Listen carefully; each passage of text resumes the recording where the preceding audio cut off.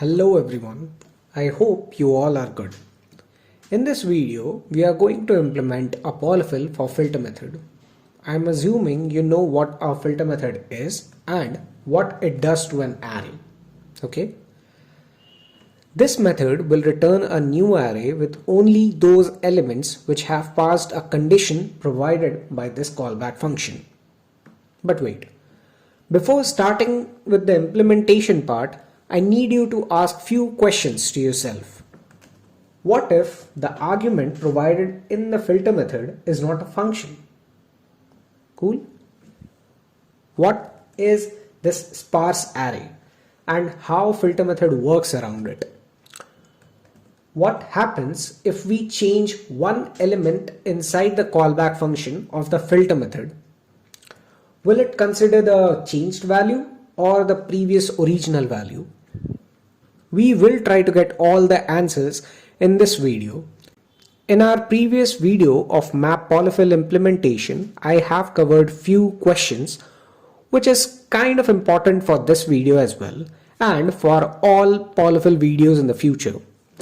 And those are: what is polyfill, basics of Array.prototype, and why we are adding custom made function to Array.prototype.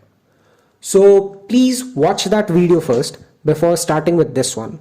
At least watch for the first 5 minutes, then you can continue with this video.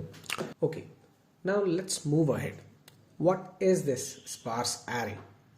To explain this, let me open the console first and let me add an empty array here. Now try assigning 4 in third index in this manner. And okay, wait, and do this for similarly for second, first and fourth index as well. Now if we try to log ARR, see what's going to happen. We can see there's one empty slot along with all the 4 numbers what we have just added. If we try to access the 0th element, let's see what it will be there. It is undefined. Well, these types of arrays are called sparse arrays.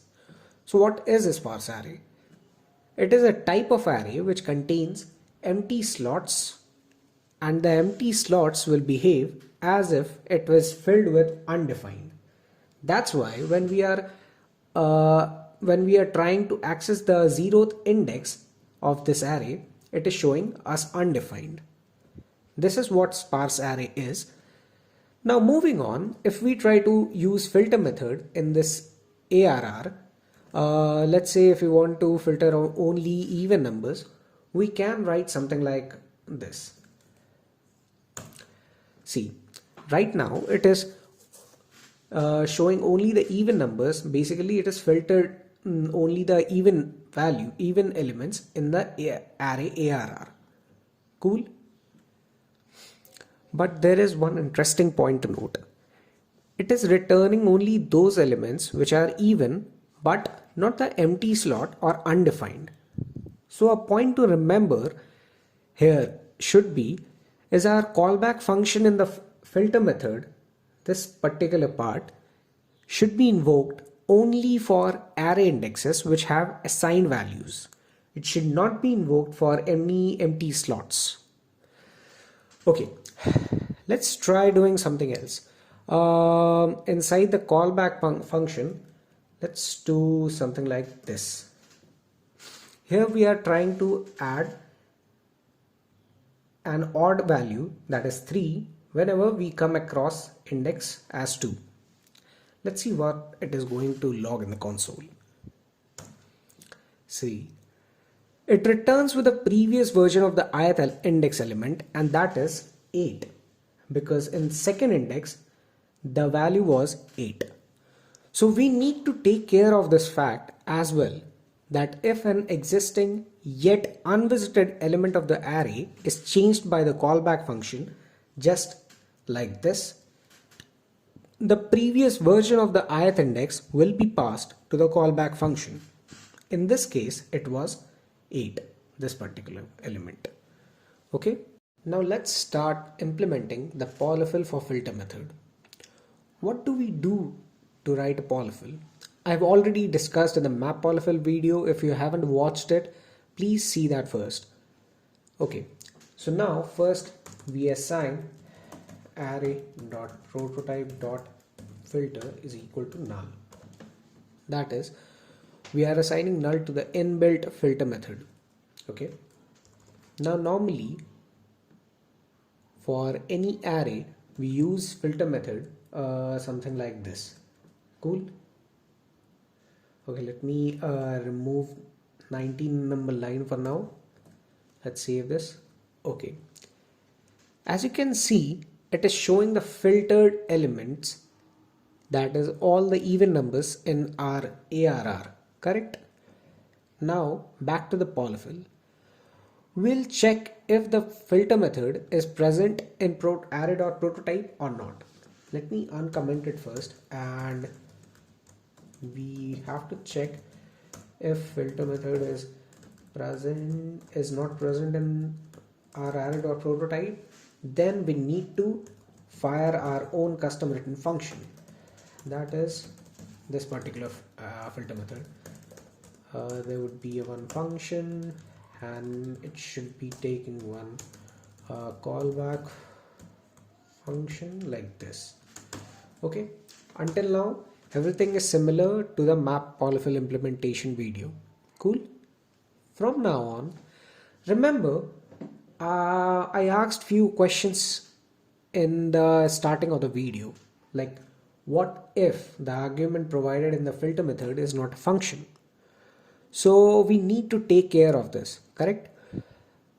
So we need to check if this callback function is a function or not. So let's do that. If type of this callback is not equal to function, if that's the case, then we should throw some kind of error. To be specific, it should be type error, something known as callback function is not a valid function, correct? So now let's move on. What does this filter method returns? A new array, right? Then define a new array, something like a resultant having an empty array, and then return this res. Whatever main operations are going to takes place will be between this 26 number line and 30 number line for now. Okay, now when we do arr.filter something like this, it will reference the array with this keyword. That's how we loop through each and every element, something like this.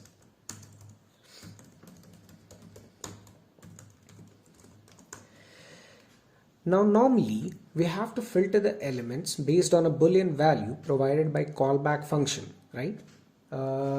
We can do that like this. Callback function, we need to call this and it will take ith element, ith index and the array itself. Then it will just push the ith element inside the resultant array, correct? But wait, remember the question I asked you in the start of the video? We have to take care of the sparse array, those empty slots if there are any. We have to check, we have to put a check in line number 29 like this, if there is any assigned value for ith index or not, and we have to put everything inside this check, something like this. Cool. Now it will work, it will take care of the sparse array and empty slots as well. But wait, remember there was another scenario I discussed. What if we change some value inside the callback function? If we do in this way, it will may not give the appropriate result. If the value has been changed inside the callback function, then this value will also have changed, correct? So what should we do? Yes, you guessed it right.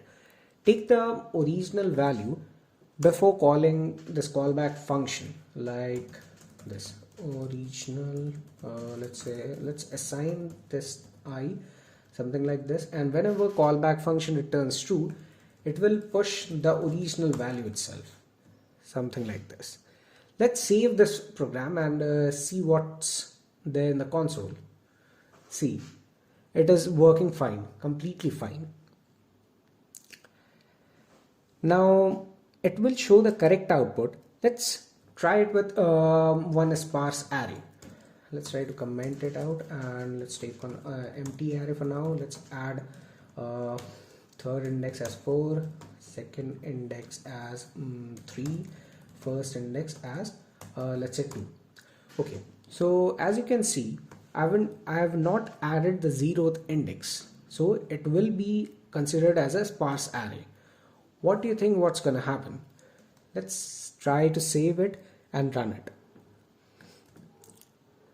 See, it is again filtering the only those elements which are even values, correct? So this is somewhere we are close to filter polyfill.